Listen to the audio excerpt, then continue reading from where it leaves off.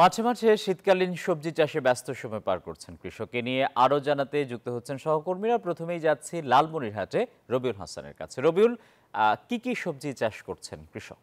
ধন্যবাদ টিপু। আপনি যেমনটি বলছিলেন যে উত্তরের জেলা লালমনিরহাট কিন্তু কৃষি প্রধান দেশ এবং এই অঞ্চলে কিন্তু বেশিরভাগই মানুষ কৃষির উপর নির্ভরশীল। আপনি জানেন যে এই শীতকালীন সবজিতে ফুলকপি, বাঁধাকপি থেকে শুরু করে বেগুন, আলু থেকে শুরু করে বা মাঠে কিছু মূলা থেকে শুরু করে বিভিন্ন শাকসবজি চাষাবাদ করে কিন্তু এই এলাকার মানুষ কিন্তু উন্নতির দিকে যাচ্ছে এবং পাশাপাশি তারা কিন্তু ভালো দামের কিন্তু আশা করছে। আমরা একটা ক্ষেতে রয়েছি, এটি মূলা ক্ষেত। এই মূলা ক্ষেতে কিন্তু মূলা রয়েছে এবং এই প্রায় এই চাষি বা কমলা বাগানের সাথে কিন্তু তারা মূলা চাষাবাদ করেছে এবং মূলা চাষাবাদ করে কিন্তু তিনি লাভের আশা করছেন এবং পাশাপাশি এই কমলা বাগানের সাথী হিসেবে ফল হিসেবে মূলা চাষ, পাশাপাশি কুমড়া থেকে শুরু করে বিভিন্ন শাকসবজি কিন্তু তিনি চাষ করেছেন। আমরা একজন কৃষকের সাথে কথা বলতে চাই, আপনার সাথে কথা বলতে চাই।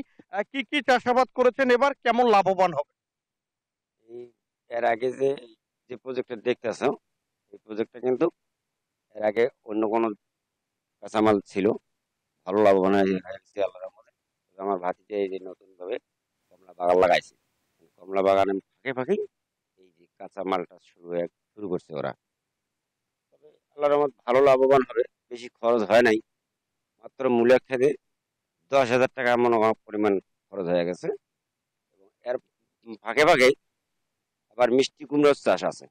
ধন্যবাদ আপনাকে। আমরা শুনছিলাম একজন কৃষক কিন্তু বলছিলেন যে মূলা বাগানের মূলা চাষের সাথে কিন্তু মালটা বাগান এবং কুমড়া চাষাবাদ করেছেন এবং পাশাপাশি লালমনিরহাটে কিন্তু এবছর কিন্তু প্রায় 5,500 হেক্টর জমিতে আগাম শীতকালীন শাকসবজি চাষাবাদ হবে বলে আমাদের কৃষি বিভাগ জানিয়েছেন। এদিকে আমাদের রাজবাড়ী থেকে আমাদের সহকর্মী রয়েছেন মিঠুন, সেখানকার সংবাদ জানতে তার কাছে যাচ্ছি।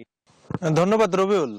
রাজবাড়ী জেলা কিন্তু পদ্মা এবং গড়াই এই দুই নদী বেষ্টিত জেলা। এই জেলার যেসব চরাঞ্চল আছে, বেলে দোআঁশ যে মাটি, সেই মাটিগুলোতে কিন্তু বিশেষ করে শীতকালীন যে আগাম শাকসবজি, সেই শাকসবজির আবাদ হয়ে থাকে। আমি এই মুহূর্তে একটি লাউয়ের ক্ষেতে রয়েছি। লাউ আমরা এসে দেখেছি যে শত শত লাউ কিন্তু এই যে মাচালে কিন্তু ঝুলছে। আমরা কৃষকের সঙ্গে কথা বলেছি, কৃষকও কিন্তু খুব সকাল থেকে শীত উপেক্ষা করে তার এই গাছ পরিচর্যায় ব্যস্ত রয়েছে। তিনি কিন্তু কাজ করছেন। তার সঙ্গে কথা বলে জানতে পেরেছি যে এই লাউ কিন্তু বাজারে দাম ভালো। তিনি বলেছেন প্রকারভেদে প্রতিটি লাউ 50 থেকে 60 টাকা করে বিক্রি করতে পারছেন। তবে কিন্তু তার ভাষ্য কিন্তু এই ভালো দামে বিক্রি করতে পারলেও কিন্তু আসলে এবার কিন্তু তিনি লাভবান হচ্ছেন না। কারণ এবার কিন্তু লাউয়ের যে ফলন সেটি কিন্তু অনেকটাই কম।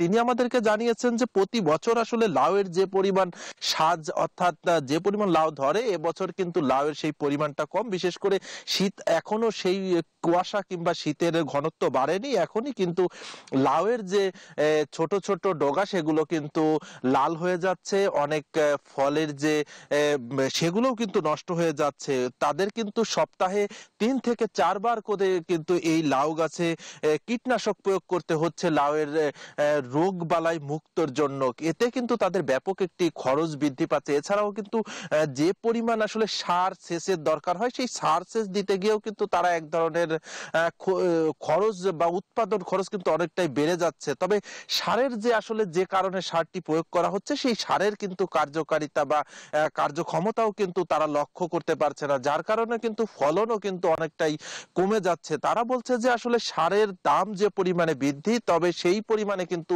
সারে কাজ করছে না। সারের কাজ না করার কারণেই কিন্তু তারা তাদের যে উৎপাদন, সেই উৎপাদনের কিন্তু লক্ষ্যমাত্রা পূরণ করতে পারছে না। কৃষি বিভাগের তথ্য মতে রাজবাড়ী জেলায় আগাম শাকসবজি প্রায় 1500 হেক্টর জমিতে আবাদ হয়েছে।